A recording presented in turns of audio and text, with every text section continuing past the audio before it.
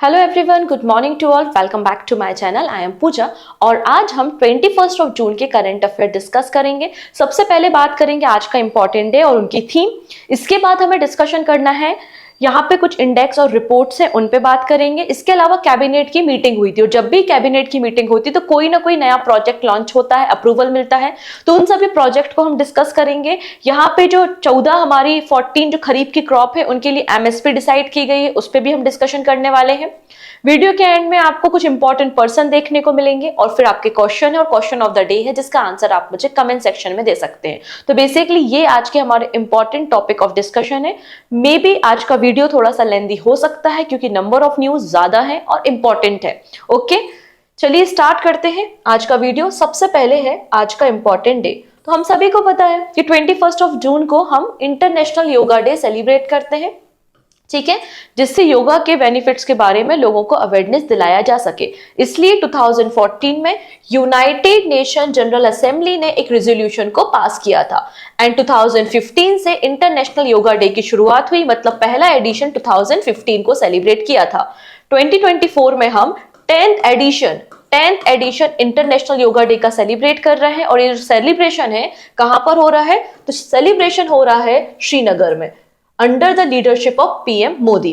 Theme क्या है, तो थीम है yoga for self and society. आपको थीम देखने को मिल जाएगी। डन।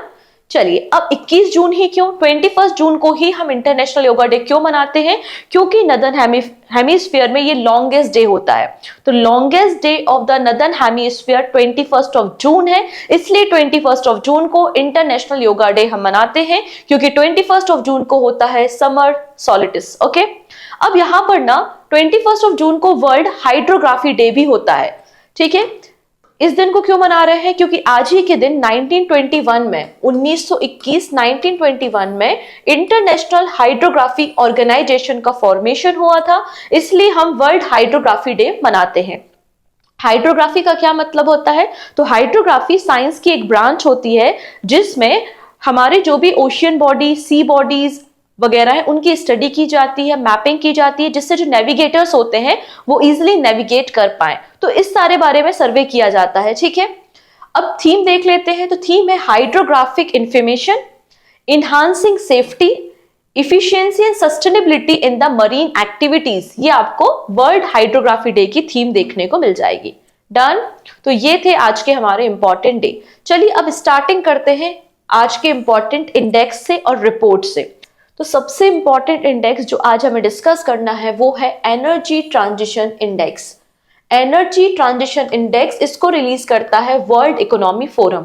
ओके है, कुछ दिन पहले यहाँ पे वर्ल्ड इकोनॉमी फोरम ने एक रिपोर्ट को पब्लिश किया था, ठीक है, और उसी रिपोर्ट में इन्होंने ग्लोबल एनर्जी ट्रांजिशन इंडेक्स को भी रिलीज किया है।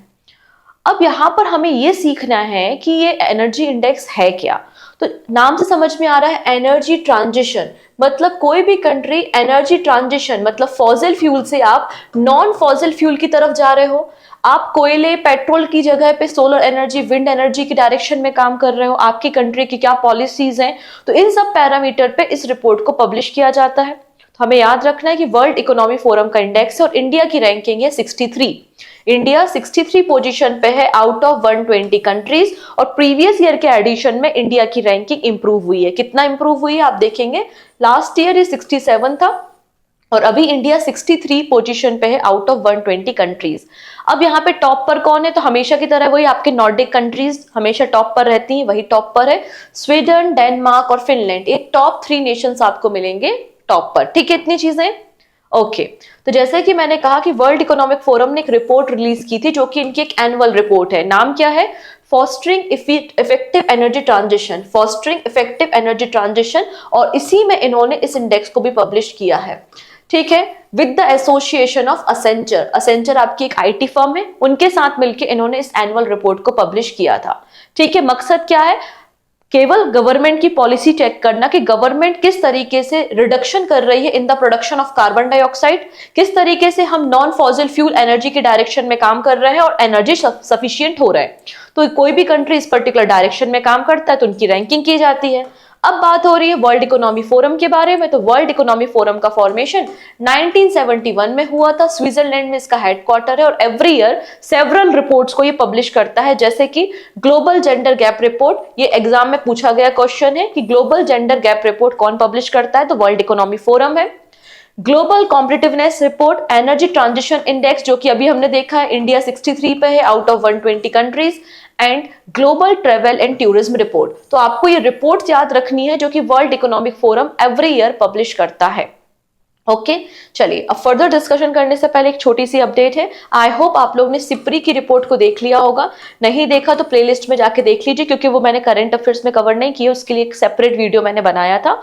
और अगेन इंपॉर्टेंट होती है सिप्री की रिपोर्ट, ठीक है। इसके अलावा इंडियन नेशनल कांग्रेस के जो सभी इंपॉर्टेंट सेशन है 1885 से लेकर 1947 तक, ये मैंने कवर किए हैं। आई होप आपने इसको देख लिया होगा। ये मॉडर्न हिस्ट्री की प्लेलिस्ट में अवेलेबल है, नहीं देखा तो प्लेलिस्ट में जाके देख सकते हैं। और अब मैंने स्टार्ट किया है सोशल रिलीजियस रिफॉर्म। हमारे देश में जो भी धार्मिक आंदोलन हुए थे, सुधार कार्यक्रम हुए थे, अलग अलग समाज का फॉर्मेशन हुआ था, उनको हमने डिस्कशन करना स्टार्ट किया है। और पहला जो वीडियो था वो ब्रह्मो समाज, आत्मी सभा और राजा राम मोहन रॉय पे था। तो पार्ट 1 मैंने कवर कर दिया है कल, और आज मैं ट्राई करूंगी पार्ट 2 एंड पार्ट 3 कवर करने का। तो ये वीडियो इंपॉर्टेंट है, यहाँ से एग्जाम में क्वेश्चन आते हैं और डेफिनेटली आने वाले एग्जाम में यहाँ से क्वेश्चन आपको मिलेंगे। तो इन वीडियो को भी आप प्लेलिस्ट में जाके देख सकते हो। ओके, इसके अलावा जो पहली बार आ रहा है शेयर कर देंगे, हमेशा की तरह जैसा मैं बोलती हूँ। एंड पहली बार आ रहा है तो सब्सक्राइब कर लेना, जिससे अपकमिंग क्लासेस की नोटिफिकेशन मिल सके। और जो डेली करंट अफेयर्स है उसकी आपको पीडीएफ मेरे टेलीग्राम पे मिल जाएगी। टेलीग्राम है हमारा पूजा जैन CA 247, यहाँ से आप इजिली पीडीएफ को डाउनलोड कर सकते हैं। ओके चलो, अब बात कर लेते हैं नाइट फ्रैंक। तो नाइट फ्रैंक ने रिसेंटली एक रिपोर्ट पब्लिश की है। इस रिपोर्ट का टाइटल है प्राइम ग्लोबल सिटीज इंडेक्स जनवरी मार्च 2024। ठीक है, ये नाइट फ्रैंक की रिपोर्ट है और इस पे बताया है कि जो रियल एस्टेट या प्रॉपर्टी में है, प्रॉपर्टी में कहां पर सबसे ज्यादा इन्फ्लेशन हुआ है या सबसे ज्यादा ग्रोथ हुई है।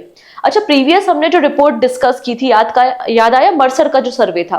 तो मर्सर सर्वे में बेसिकली ये बताया गया था कि मोस्ट एक्सपेंसिव सिटीज कौन सी हैं ऑल ओवर द वर्ल्ड, जैसे कि हांगकांग और सिंगापुर टॉप पे थे और इंडिया में मुंबई दिल्ली था। लेकिन इस रिपोर्ट में एक्सपेंसिव सिटीज नहीं बताई गई है, ये बताया गया है कि ईयर ऑन ईयर कहां पर प्रॉपर्टी में या रियल एस्टेट में सबसे ज्यादा ग्रोथ हुई है।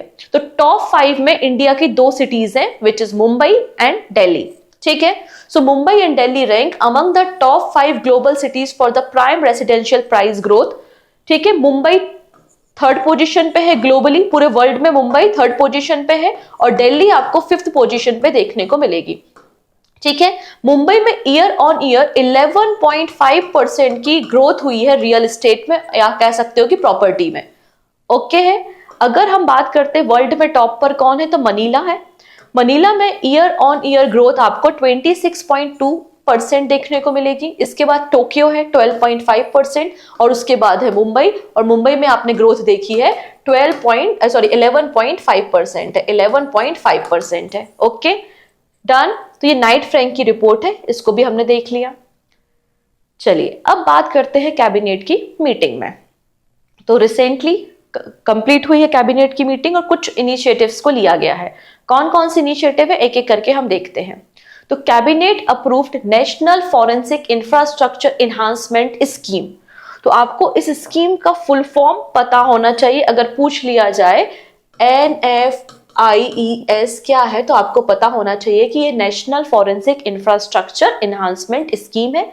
रिसेंटली यूनियन कैबिनेट की मीटिंग हुई थी under the presidency of prime minister Narendra Modi, और यहां पर national forensic infrastructure enhancement scheme को अप्रूवल दिया गया है और जिसके लिए टोटल बजट है 2254 crore rupees for the period of 2024-25 to 2028 to 29। तो ये आपका 2024-25 से 2028-29 तक के लिए ये स्कीम को लॉन्च किया गया है under the ministry of home affairs. मतलब इस स्कीम के अंदर जो भी कंपोनेंट्स हैं उनको एग्जीक्यूट करने का काम मिनिस्ट्री ऑफ होम अफेयर्स मतलब अमित शाह की मिनिस्ट्री करेगी।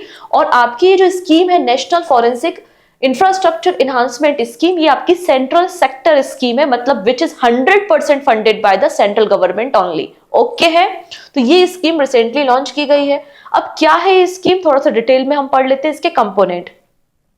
तो इस स्कीम के आपको 3 मेजर कंपोनेंट्स देखने को मिलेंगे। पहला कंपोनेंट कहता है कि हमें नेशनल फॉरेंसिक साइंस यूनिवर्सिटी का कैंपस सेटअप करना है, कंस्ट्रक्शन करना है, ठीक है। तो construction off campus of the national forensic science university in the country, पहली बात ये कही है। फिर सेंटर फॉरेंसिक साइंस लेबोरेटरी को अक्रॉस द कंट्री हमें सेटअप करना है, और जो ऑलरेडी एग्जिस्टिंग इंफ्रास्ट्रक्चर है, दिल्ली कैंपस है आपका नेशनल फॉरेंसिक साइंस यूनिवर्सिटी का, उस दिल्ली कैंपस को और स्ट्रेंथ अप करना है, और एग्जिस्टिंग जो आपका इंफ्रास्ट्रक्चर है उसको रिबिल्ड या रिवैम्प करना है। तो ये आपके इसेंशियल कंपोनेंट है अंडर द स्कीम। ऐसा क्यों किया जा रहा है? अचानक से हमें नेशनल फॉरेंसिक साइंस यूनिवर्सिटी की क्या जरूरत पड़ गई, क्यों हमें लैब्स को ओपन करना है? तो इन्होंने कुछ बातें कही हैं। क्या बातें कही हैं? इन्होंने कहा है कि 1 जुलाई से हमारी कंट्री में जो हमारे न्यू लॉज है, क्रिमिनल लॉज, वो अप्लाई हो जाएंगे, फोर्स में आ जाएंगे। भारतीय न्याय संहिता 2023, भारतीय नागरिक सुरक्षा संहिता 2023 एंड भारतीय साक्ष्य अधिनियम 2023, ये आपके 1 जुलाई से फोर्स में आ जाएंगे। इसके अलावा इंडियन गवर्नमेंट का क्या गोल है? गोल है कि सिक्योर करना है हमें high conviction rate of more than 90%। मतलब यहाँ पर हमें 90% जो केसेस हैं उनमें कन्विक्शन प्रूफ करना है, जो गिल्टी पर्सन है उसको सजा देनी है। इसलिए हमें इन्वेस्टिगेशन करने के लिए फॉरेंसिक लैब की जरूरत है। जब तक आपके पास प्रूफ नहीं होगा तब तक आप किसी व्यक्ति को कैसे गिल्टी प्रूफ कर सकते हो, राइट? तो ऐसे सारे केसेस जिसमें आपको जो इम्प्रिजनमेंट या सजा होती है वो 7 साल या उससे ज्यादा होती है, तो ऐसे सब केसेस के लिए इन्वेस्टिगेशन करने के लिए इन लैब्स और यूनिवर्सिटी एंड कैंपस की रिक्वायरमेंट है, ठीक है।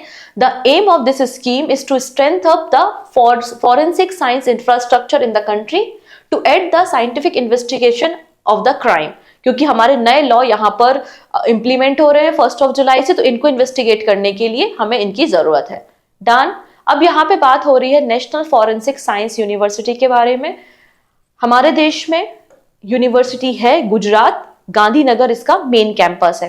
तो national forensic science university is the world first and only forensic university in the world, ठीक है, इतनी चीजें।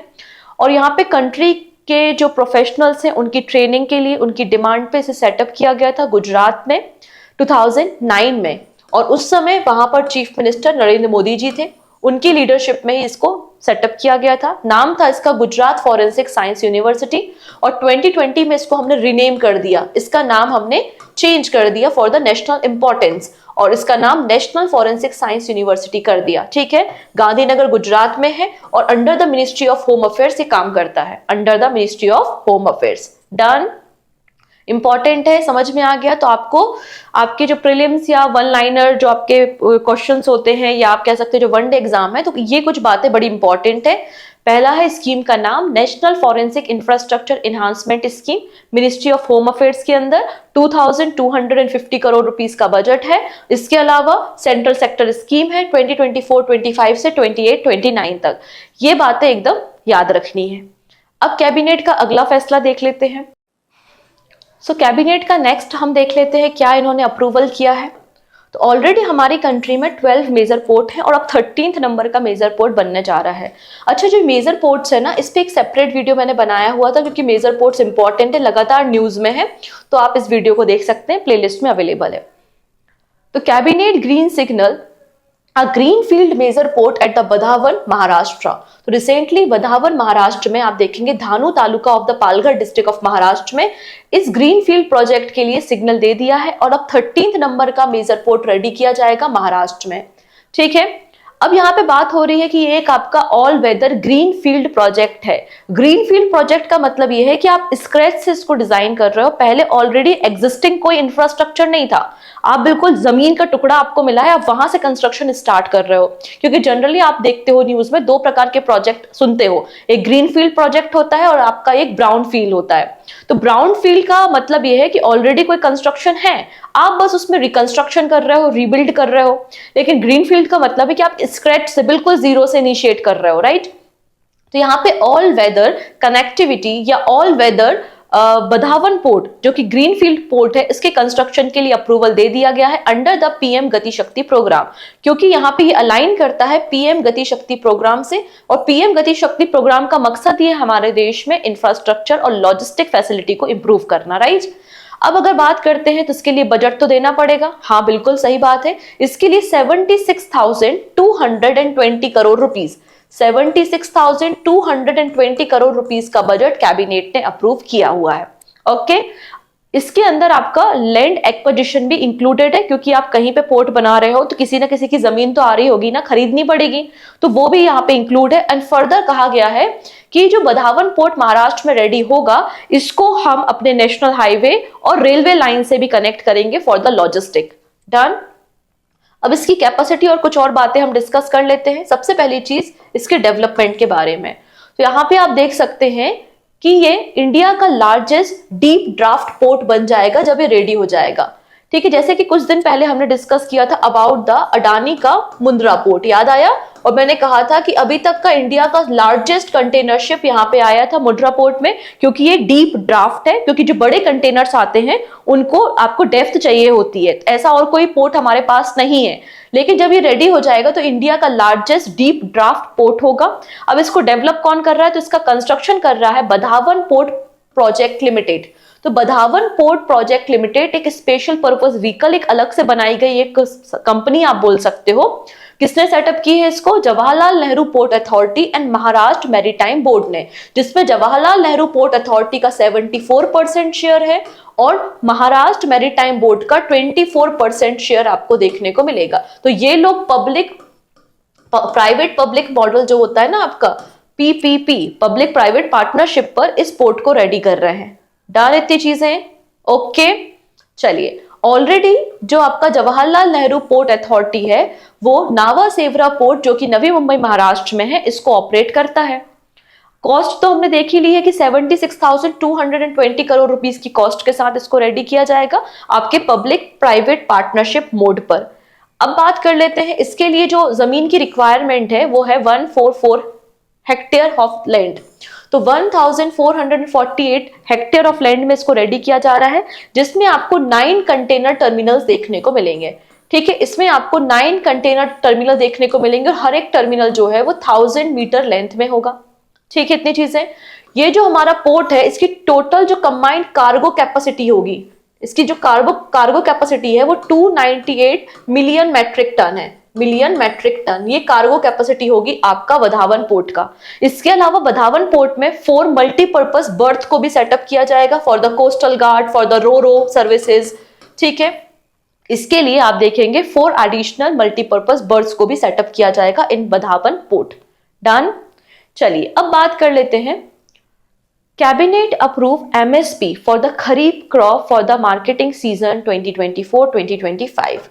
So recently union cabinet committee on economic affairs की मीटिंग हुई थी, which is chaired by the prime minister Narendra Modi, और यहाँ पे इन्होंने 14 खरीफ क्रॉप के लिए MSP minimum support price decide किया है फॉर 2024-25। मतलब जो आपका अपकमिंग अभी जो मार्केटिंग सीजन है जुलाई से लेकर जून तक, इसके लिए बेसिकली एमएसपी डिसाइड की गई है। ठीक है, अब इन 14 क्रॉप्स की एमएसपी हमें याद नहीं करने की किस क्रॉप की कितनी एमएसपी कर दी गई है। कुछ इंपॉर्टेंट बातें मैं बता रही हूं, बस वही याद रख लीजिएगा। सबसे पहली बात, यहां पर क्या कहा गया है कि यूनियन बजट 2018-19 में गवर्नमेंट ऑफ इंडिया ने कहा था कि जो एमएसपी होगी क्रॉप की वो shall be at least 1.5 times the all India weightage average cost of the production. तो यहाँ पे जैसे कि पैडी को कोई फार्मर है जो धान की खेती करता है, पैडी का प्रोडक्शन करता है, तो उसकी जितनी भी कॉस्टिंग आई है, ठीक है, चाहे वो लेबर कॉस्ट हो या आपका इंफ्रास्ट्रक्चर कॉस्ट हो, कोई भी कॉस्ट हो, अगर उसको आप टोटल मिला लो तो उसका 1.5 टाइम्स एमएसपी होना चाहिए। ये बात यहाँ पे यूनियन बजट 2018-19 में कही थी। तो यहाँ पे जो सबसे ज्यादा मार्जिन है, ठीक है, आप देखेंगे कि एमएसपी फॉर 24-25 खरीफ सीजन जो सबसे ज्यादा आपकी मार्जिन है या हाईएस्ट मार्जिन कॉस्ट कहां पर है, बाजरा में है। तो बाजरा में जो लोग बाजरा का कल्टीवेशन कर रहे हैं उनको सबसे ज्यादा एक तरीके से आप कह रहे हो कि मार्जिन मिल रहा है। ठीक है, तो बाजरा यहाँ पे टॉप पर है। तो bajra has the highest margin over the cost of the production which is 77%। इसके बाद तूर दाल जो आपकी होती है, मेज और उड़द दाल। ठीक है, अब बात कर लेते हैं यहाँ पे बाकी सारी जो फसलें हैं उनका जो एस्टिमेटेड एवरेज मार्जिन है वो 50% है। अब यहाँ पे जो एमएसपी इंक्रीज की गई, तो सबसे ज्यादा जो एमएसपी में in the terms of value increase किया गया है वो ऑयल सीड और पल्सेज हैं। ऑयल सीड और पल्सेज हैं, जैसे कि फॉर एग्जाम्पल नाइजर सीड, तो नाइजर सीड में जो एमएसपी इंक्रीज की गई है वो 983 रुपीज पर क्विंटल है। फॉर एग्जाम्पल नाइजर सीड अभी 1000 रुपीज पर क्विंटल मिलता है, तो इसमें अब 983 रुपी और ऐड कर दो, तो अब आपको जो नाइजर सीड मिलेगा वो 1983 रुपीज पर क्विंटल में मिलेगा, इसका ये मतलब है। तो सबसे ज्यादा जो एड ऑन किया गया है एमएसपी में in the terms of money, in the terms of currency, तो 983 rupees per quintal niger seed में। उसके बाद जो तिल होती है ना आपकी, तो तिल आपका मतलब सेसमम, और उसके बाद तूर दाल, तो इनमें सबसे ज्यादा चेंजेस आपको देखने को मिल रहे हैं। फॉर एग्जांपल आपको याद नहीं करना, बस एग्जांपल मैं आपको बता रही हूं, जैसे कि तूर दाल का एग्जांपल है। यू कैन सी कि तूर दाल पहले पर क्विंटल 7000 रुपीज की थी, अब एमएसपी 550 रुपीज इंक्रीज कर दी, तो अब जो नया रेट है एमएसपी फॉर 2024-25 वो कितना है, 7550 रुपीज है। ठीक है, बस इतनी बातें पता होनी चाहिए। अभी जो एमएसपी है, मिनिमम सपोर्ट प्राइस, इसको गवर्नमेंट ने 1967 में इंट्रोड्यूस किया था। इसका मकसद क्या था कि फार्मर को सही दाम मिल सके उनकी फसलों का, पहली चीज। इसके अलावा फार्मर्स को इनकरेज करना था कि आप नई टेक्नोलॉजी को यूज करिए, जिसके कारण आप डोमेस्टिक डिमांड को फुलफिल कर सके। और ऑब्वियस सी बात है, अगर आप फार्मिंग के लिए नई टेक्नोलॉजी, नए फर्टिलाइजर्स को यूज करोगे तो इसमें कॉस्टिंग बढ़ जाती है, इसलिए एमएसपी को डिसाइड किया गया था। अब यहां पर एमएसपी को कैलकुलेट कौन करता है, तो commission for agriculture cost and price, ये बेसिकली एक बॉडी है जिसका फॉर्मेशन देखेंगे आप 1965 में हुआ था, और ये बॉडी एमएसपी को कैलकुलेट करती है और काम करती है under the ministry of agriculture and farmer welfare. ठीक है, अब इसकी जो रिकमेंडेशन होती है गवर्नमेंट को देती है, और गवर्नमेंट माने या ना माने गवर्नमेंट के ऊपर है। मतलब सीएसीपी की जो रिकमेंडेशन है वो एडवाइजरी नेचर की है, ना कि मैंडेटरी नेचर की है। ओके है, डन। अब आपको याद रखना है कि टोटल 22 क्रॉप्स पे एमएसपी डिसाइड की जाती है और शुगर केन पे एफआरपी दी जाती है। अब वो 22 क्रॉप्स कौन सी हैं आपको स्क्रीन में दिख रही है। सम टाइम आप देखते हो एसएससी के पेपर में पूछा जाता है कमर्शियल क्रॉप्स, तो आप देख सकते हैं कि जो आपका जूट है, कॉटन, शुगर केन और आपका जो नारियल रहता है ना, कोपरा, तो कोपरा आपका क्या है, एक कमर्शियल क्रॉप की कैटेगरी में आते हैं। ठीक है, तो इनके नाम आपको स्पेशली याद रखने की, आपके देश की कमर्शियल क्रॉप्स है। सो नेक्स्ट है, यहाँ पर आपको एक स्टैच्यूटरी बॉडी देखने को मिल रही है which is national commission for women. Okay, so national commission for women ने हमें इन्फॉर्म किया है कि अभी तक हमको मतलब 2024 तक 12,648 हमें कंप्लेंट मिली है वायलेंस अगेंस्ट वीमेन, मतलब महिलाओं ने कंप्लेंट की हैं। और सबसे ज्यादा जो कंप्लेंट है वो हमें उत्तर प्रदेश से मिली है, 6,492 उत्तर प्रदेश टॉप पर है, देन दिल्ली एंड महाराष्ट्र आपको देखने को मिल जाएगा। मणिपुर से सबसे कम कंप्लेंट मिली है, ओनली 3 कंप्लेंट रिसीव हुई है मणिपुर से। ओके है, तो ये मिनिस्ट्री ऑफ, या मिनिस्ट्री नहीं बोलेंगे, नेशनल कमीशन फॉर वीमेन ने इस डेटा को पब्लिश किया है। अगर हम नेशनल कमीशन फॉर वीमेन के बारे में बात करते हैं तो जैसा कि मैंने कहा एक स्टैच्यूटरी बॉडी है। स्टैच्यूटरी बॉडी मतलब कोई ना कोई एक्ट तो पास किया होगा। Yes, national commission for women act 1990 को पास किया गया था और जनवरी 1992 में नेशनल कमीशन फॉर वीमेन का फॉर्मेशन हुआ।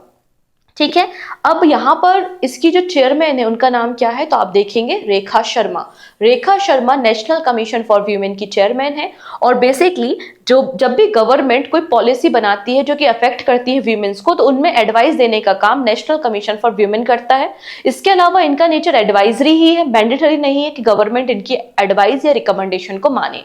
ठीक है, इतनी चीजें। चलो नेक्स्ट देख लेते हैं फिर हम, ग्लोबल नाइट्रस ऑक्साइड बजट 2024। सो ग्लोबल नाइट्रस ऑक्साइड बजट यहाँ पे रिलीज किया गया है। नाइट्रस ऑक्साइड मतलब N2O होता है। नाइट्रस ऑक्साइड आपकी एक ग्रीन हाउस गैस है। कैसी गैस है ये? ग्रीन हाउस गैस है। अगर ग्रीन हाउस गैस है तो ऑब्वियस सी बात है ग्लोबल वार्मिंग के लिए रिस्पॉन्सिबल होगी।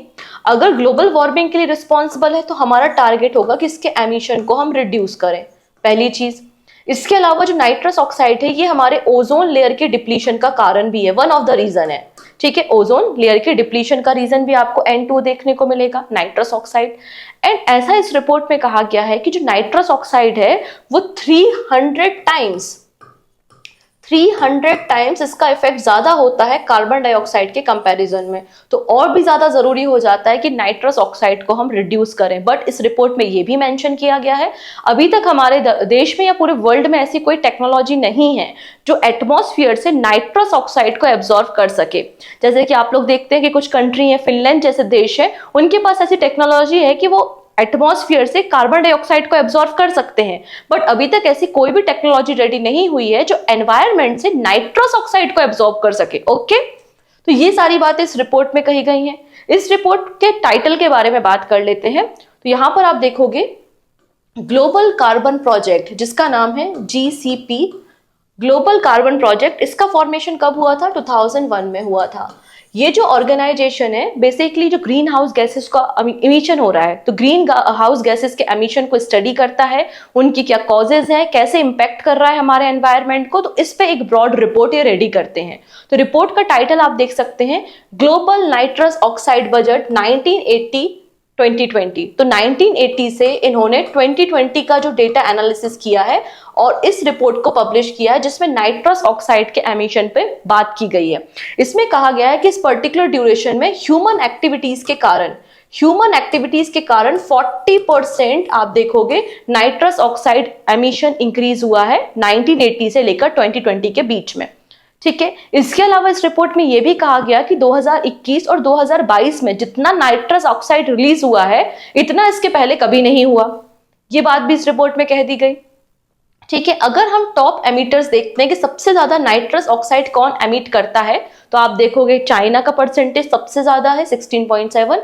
चाइना के बाद इंडिया, यूएसए, ब्राजील और रशिया है। तो इंडिया कह सकते हो कि आप सेकेंड नंबर का सबसे बड़ा एमिटर है नाइट्रस ऑक्साइड का। ठीक है, अगर हम बात करते हैं पर कैपिटा टर्म्स में, मतलब किसी भी देश का कोई भी व्यक्ति, इंडिविजुअल पर्सन एनुअली कितना नाइट्रस ऑक्साइड रिलीज करता है, तो पर कैपिटा टर्म में इंडिया लोवेस्ट आता है। आप देखोगे कि इंडिया में जो पर कैपिटा एमिशन है वो 0.8 kg नाइट्रस ऑक्साइड पर पर्सन है। लेकिन वहीं चाइना, रशिया, ब्राजील, यूएसए में आप देखोगे तो ये जो per capita nitrous oxide emission है वो ज्यादा है। तो इंडिया पर कैपिटा में लोवेस्ट में आपको या लोअर देखने को मिलता है। ठीक है, इतनी चीजें, तो ये बातें यहां पर कही गई हैं इस रिपोर्ट में। अब यहाँ पे कुछ और नेशनल न्यूज है जिनको हम शॉर्ट में डिस्कस करते हैं, फिर इंपॉर्टेंट पर्सन को हम देखेंगे। चिराग पासवान, रिसेंटली आपको पता है ना जो कैबिनेट पोर्टफोलियो डिस्ट्रीब्यूट हुआ है, तो कैबिनेट पोर्टफोलियो में चिराग पासवान को मिनिस्ट्री ऑफ फूड प्रोसेसिंग दी गई है। ठीक है, तो यहाँ पे चिराग पासवान और रवनीत सिंह जी ने लॉन्च की है website and mobile application for world food India 2024। तो third edition world food India कब होगा? ये सितंबर में होगा। जो सेकेंड एडिशन था वो काफी सक्सेसफुल था, जिसमें कई सारे देशों के डेलीगेट्स ने, पार्टनरशिप स्टेट ने पार्टिसिपेट किया था और फूड सिक्योरिटी और फूड इनोवेशन जैसे कई सारे टॉपिक पे बेसिकली डिस्कशन किया जाता है। तो जो थर्ड एडिशन होगा वो सितंबर में होगा और जिसके लिए इन्होंने वेबसाइट और मोबाइल एप्लीकेशन को लॉन्च किया है। ठीक है, नेक्स्ट है Manav Rachna university. Manav Rachna university install Delhi's NCR first GNSS receiver in the collaboration with ISRO.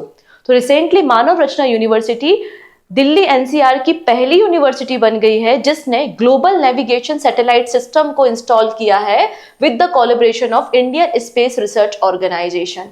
ठीक है, अभी जो ग्लोबल नेविगेशन सैटेलाइट सिस्टम है ये वेदर की, क्लाइमेट चेंज की और आपके आयरोस्फीयर की स्टडी करेगा और रिसर्चर्स को रिसर्च करने में मदद करेगा। ठीक है, next, Delhi airport launch India's first self service mechanism for the check in luggage. ठीक है, तो जब आप एयरपोर्ट पे जाते हैं तो एक लंबी सी लाइन होती है चेक इन करने के लिए, बोर्डिंग पास को लेने के लिए। तो यहाँ पे जो पैसेंजर्स हैं उनको थोड़ा सा और ईज प्रोवाइड करने के लिए दिल्ली एयरपोर्ट ने self service mechanism for the check in luggage launch किया है और ये आपका पहला इंटरनेशनल एयरपोर्ट बन चुका है जिसने इसको लॉन्च किया है इंदिरा गांधी इंटरनेशनल एयरपोर्ट में। और 50 यूनिट्स को सेटअप किया गया, मतलब 50 self service bag drop unit आपको देखने को मिल जाएंगी और इन यूनिट को एयर इंडिया, इंडिगो और इंडियन एक्सप्रेस यूटिलाइज करेंगे। इसका मकसद क्या है कि यहाँ पे कस्टमर इजिली अपने लगेज को ड्रॉप करे, टैक्स को कलेक्ट करें, अपने बोर्डिंग पास को प्रिंट करें और कंप्लीटली चेक इन आप कर सकते हो, वो भी बहुत मिनिमम टाइम में। इसलिए इस फैसिलिटी को लॉन्च किया गया है। ठीक है, नेक्स्ट है 2024 Copa America football tournament to kick off in USA. तो Copa America football tournament one of the prestigious tournament माना जाता है और इसका 48th एडिशन स्टार्ट हो रहा है आज से, मतलब 21 जून से। कहां पर हो रहा है? यूएसए में। तो 48th एडिशन हो रहा है यूएसए में और ये सेकेंड टाइम है जब साउथ अमेरिका के बाहर, ये सेकेंड टाइम है जब साउथ अमेरिका के बाहर इस इवेंट को ऑर्गेनाइज किया जा रहा है। इसके पहले 2016 में यूएसए ने इसको होस्ट किया था, क्योंकि आपको पता है यूएसए तो नॉर्थ अमेरिका में आता है। तो सेकेंड टाइम है जब साउथ अमेरिका के बाहर इस इवेंट को ऑर्गेनाइज किया जा रहा है in the 108 year history. Okay है, अब यहाँ पे बात करते हैं कि सबसे सक्सेसफुल टीम अभी तक कौन सी चल रही है कोपा अमेरिका फुटबॉल टूर्नामेंट में। तो अर्जेंटीना है और पहला जो इवेंट हुआ था, मतलब जो फर्स्ट एडिशन हुआ था, वो भी अर्जेंटीना में हुआ था इन 1916। ओके, चलिए नेक्स्ट है अपेडा। अब यहाँ पे इन्होंने क्या किया है जरा देख लेते हैं। अपेडा मतलब agriculture and processed food product export development authority, और इन्होंने पहला कंसाइनमेंट MD2 पाइनएप्पल्स का एक्सपोर्ट कर दिया है इंडिया से यूएई। तो पहला तो हमें ये समझ में आया कि अपेडा ने इंडिया से यूएई पाइनएप्पल भेजे हैं, और कोई एक वैरायटी है MD2 करके कोई वैरायटी है, उसका पहला कंसाइनमेंट भेजा गया है। ठीक है, और ये जो कंसाइनमेंट है इसमें आप देखोगे कि 650 बॉक्सेस या 8.7 metric ton of MD2 pineapples हैं। तो ये MD2 वैरायटी क्या है, इस पे थोड़ी सी बात कर लेनी चाहिए। ठीक है, तो MD2 वैरायटी एक स्पेशल या सिलेक्टिव ब्रीडिंग वैरायटी है जिसको डेल मोंटे ने डेवलप किया था 1980 में। ये सुपर स्वीट होती है, तो आप कह सकते हो कि एक सुपर स्वीट पाइनएप्पल की वैरायटी है जिसमें विटामिन सी का परसेंटेज बहुत ज्यादा होता है। इसके अलावा इसमें जो शुगर परसेंटेज है, मतलब नेचुरल जो आपका शुगर का कंटेंट है, वो काफी ज्यादा होता है नॉर्मल पाइनएप्पल या दूसरे आपके फ्रूट्स के कंपैरिजन में। तो एक हेल्दियर चॉइस मानी जाती है ये आपकी MD2 पाइनएप्पल्स को। इसका generally cultivation Costa Rica, Philippines and Thailand में होता है। अगर इंडिया के रिस्पेक्ट में बात करते हैं तो इंडिया के रिस्पेक्ट में सिंधु दुर्ग डिस्ट्रिक्ट ऑफ कोंकण रीजन इन महाराष्ट्र में इस पाइनएप्पल MD2 पाइनएप्पल की वैरायटी को ग्रो किया जाता है। इसकी सेल्फ लाइफ बहुत ज्यादा होती है, मतलब लंबे समय तक आप इसको स्टोर कर सकते हो, इसलिए इसको एक्सपोर्ट करना भी आसान होता है। और जब ये पक जाता है तो ये गोल्डन कलर का दिखाई देता है। ठीक है, तो ये कुछ बातें हो गई अबाउट द MD2। नेक्स्ट है मिनिस्ट्री ऑफ फाइनेंस ने भी कुछ बातें कही हैं, हम सुन लेते हैं उनकी बातें भी। तो मिनिस्ट्री ऑफ फाइनेंस ने कहा है आर्बिट्रेशन वैल्यू यहां पर should not be more than 10 crore rupees. अभी आर्बिट्रेशन वैल्यू क्या है पहले इसको समझते हैं, फिर बाद में हम न्यूज पे वापस फोकस करेंगे। तो आर्बिट्रेशन बेसिकली एक प्रोसेस होती है जिसमें दो पार्टीज के बीच में अगर डिस्प्यूट है तो उस डिस्प्यूट को सॉल्व करने के लिए किसी थर्ड पार्टी को अपॉइंट किया जाता है जिसको हम आर्बिट्रेटर कहते हैं। ऑब्वियस सी बात है, जब थर्ड पार्टी को गवर्नमेंट या पब्लिक सेक्टर एंटरप्राइजेस या किसी भी ऑर्गेनाइजेशन को आप अपॉइंट करते हो डिस्प्यूट को रिजॉल्व करने के लिए, तो आपसे वो पैसा लेगा। तो जो अमाउंट है वो 10 करोड़ रुपीज से ज्यादा नहीं होना चाहिए। तो ये कैप सेट किया है बेसिकली मिनिस्ट्री ऑफ फाइनेंस ने। अब समझ में आया कि आखिरकार न्यूज क्या थी ये। नेक्स्ट है RBI grants payment aggregator licence to SabPaisa. तो सब पैसा जिसका फॉर्मेशन 2016 में हुआ था और आपका ये पेमेंट सॉल्यूशन प्रोवाइडर है। रिसेंटली RBI ने इसे एज अ RBI जो पेमेंट एग्रीगेटर लाइसेंस है वो प्रोवाइड किया है under the payment and settlement system act 2007। ठीक है, सब पैसा के CEO कौन है? तो परीक्षित दास गुप्ता आपको मिल जाएंगे। ओके है जी, चलिए अब बात करते हैं कुछ इंपॉर्टेंट पर्संस के बारे में। तो पहले पर्सन न्यूज में है Ajit Kumar KK। Recently RBI ने अप्रूवल दिया है appointment of Ajit Kumar KK as a MD and CEO of the Dhanlaxmi bank. तो धनलक्ष्मी बैंक के MD एंड CEO बन चुके हैं। धनलक्ष्मी बैंक का फॉर्मेशन 1927 में हुआ था, हेडक्वार्टर केरला में है। नेक्स्ट बात करते हैं Paytm names ex SEBI officer Rajeev Agarwal as a non executive independent director. तो रिसेंटली पेटीएम ने ऑनबोर्डिंग की है फॉर्मर सेबी ऑफिसर राजीव अग्रवाल की as a non executive independent director for the period of 5 years। Paytm का फॉर्मेशन 2010 में किया गया था और इसके फाउंडर कौन है? पेटीएम के फाउंडर हैं विजय शेखर शर्मा। ओके, अब यहाँ पे एक और चीज आई है न्यूज में कि Neeraj Arora, former chief business officer of the WhatsApp, इन्होंने भी जो 197 कम्युनिकेशन है, मतलब जो पेरेंट ऑर्गेनाइजेशन है पेटीएम की, उसके बोर्ड से रेजिग्नेशन दे दिया है। ओके, अब कुछ और इंपॉर्टेंट पर्सन है, उनको भी हम एमसीक्यू में कवर कर लेते हैं। जैसे कि फेमस क्रिकेटर है हमारे Virat Kohli, regain the top slot in the celebrity brand valuation report 2023। कोहली's brand value is $227 million. This report is released by। तो ये बात तो हमें समझ में आ गई है कि जो इंडिया का मोस्ट ब्रांडेड वैल्यूएशन वाला सेलिब्रिटी है वो विराट कोहली है, जिनकी वैल्यूएशन $227.9 मिलियन है। इस रिपोर्ट को केरोल ने पब्लिश किया है। ऑप्शन नंबर डी बिल्कुल करेक्ट हो जाएगा। बाकी आप देख सकते हैं टॉप 5 विराट कोहली के बाद रणवीर सिंह, शाहरुख खान, अक्षय कुमार और आलिया भट्ट आपको मिल जाएंगी। चलिए अगले पर्सन के बारे में बात करते हैं, जो कि एक क्रिकेटर है और एस्टोनिया के हैं, जिनका नाम है साहिल चौहान। तो कंफ्यूज मत होना, इंडियन नाम देख के इंडिया का समझने लगो। ये है आपके एस्टोनिया के क्रिकेटर जिनका नाम है साहिल चौहान। और रिसेंटली एस्टोनिया और साइप्रस का मैच हो रहा था T20, और उसमें इन्होंने T20 में सेंचुरी लगाई है और रिकॉर्ड बनाया है फास्टेस्ट सेंचुरी लगाने का। इन्होंने ना 27 बॉल में सेंचुरी हिट की है और क्रिस गेल के रिकॉर्ड को ब्रेक कर दिया है। आप देखेंगे क्रिस गेल ने 2013 में 30 बॉल्स में T20 में सेंचुरी हिट की थी, अब इन्होंने 27 बॉल्स में सेंचुरी हिट कर दी है, इसलिए न्यूज में है। नेक्स्ट है न्यूजीलैंड के क्रिकेटर जिन्होंने रिसेंटली इंटरनेशनल क्रिकेट से रिटायरमेंट अनाउंस कर दिया है, और इनका नाम है ट्रेंट बोल्ट। ओके, नेक्स्ट है नीरज चोपड़ा, सभी को पता है जेवलिन थ्रो से एसोसिएटेड है। रिसेंटली इन्होंने world athletics continental gold tour में पार्टिसिपेट किया था, और ये टूर्नामेंट कहां हो रहा है? फिनलैंड में, ठीक है। और इसमें इन्होंने गोल्ड मेडल हासिल किया है, और इनकी जो टोटल मतलब इनका जो बेस्ट एफर्ट था वो कितना था? 85.97 मीटर इनका बेस्ट थ्रो था। नेक्स्ट है recently which country become the first south east Asian country to recognise same sex marriage.